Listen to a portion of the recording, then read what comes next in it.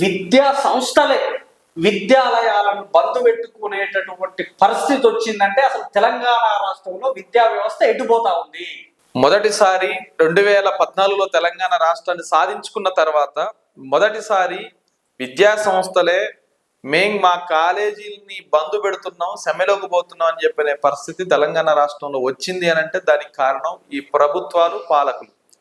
ఎందుకు ఈ మాట చెప్తున్నాం, ఎందుకు ఈ బంద్ జరిగింది, ఎందుకు విద్యార్థుల తరపున మేనేజ్మెంట్లు ఎందుకు రోడ్డు ఎక్కాల్సిన పరిస్థితి వచ్చింది అన్నప్పుడు గత 6 ఏళ్ల కాలంలో గత బీఆర్ఎస్ ప్రభుత్వం ఇవ్వాల్సినటువంటి ఒక 4 ఏళ్ల కాలానికి సంబంధించిన ఫీజు రియంబర్స్మెంట్, స్కాలర్షిప్ బకాయిలు కాంగ్రెస్ ప్రభుత్వం అధికారంలోకి వచ్చి ఇప్పటికి డిసెంబర్ 9 రేపు వస్తే 2 ఏళ్ళు పూర్తవుతున్న సందర్భం అవుతుంది. ఈ 2 ఏళ్ల కాలం సంబంధించిన దాంట్లో ఈ కాంగ్రెస్ ప్రభుత్వం ఇవ్వాల్సినటువంటి బకాయిలు కూడా స్కాలర్షిప్లు, రియంబర్స్మెంట్ ఇంతవరకు ఇవ్వని పరిస్థితి ఉంది. కాబట్టి పేద విద్యార్థుల చదువులు తెలంగాణ రాష్ట్రంలో ఎస్సీ, ఎస్టీ, బీసీ, మైనారిటీ, బడుగు బలహీన వర్గాల విద్యార్థులు 14 లక్షల మందికి సుమారు 10,500 కోట్ల రూపాయల పైగా పెండింగ్ స్కాలర్షిప్ రియంబర్స్మెంట్ ఈ 6 ఏళ్ల కాలంలో బకాయిలు ఉన్నాయి.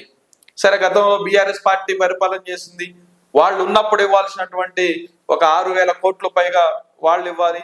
సరే, 6,000 కోట్ల రూపాయలు పక్కన పెడదాం. కానీ కాంగ్రెస్ పార్టీ, రేవంత్ రెడ్డి గారు మేము కంచెలను బద్దలు కొడుతున్నాం, ప్రజాస్వామ్యాన్ని పునరుద్ధరిస్తా ఉన్నాం, 6 గ్యారంటీలు మేము ఇచ్చిన హామీలుగా ఉన్న గ్యారంటీలు ఉంటే 7వ గ్యారంటీ తెలంగాణ రాష్ట్రంలో ప్రజాస్వామ్యంగా మేము ఇస్తున్నాం అని చెప్పారు.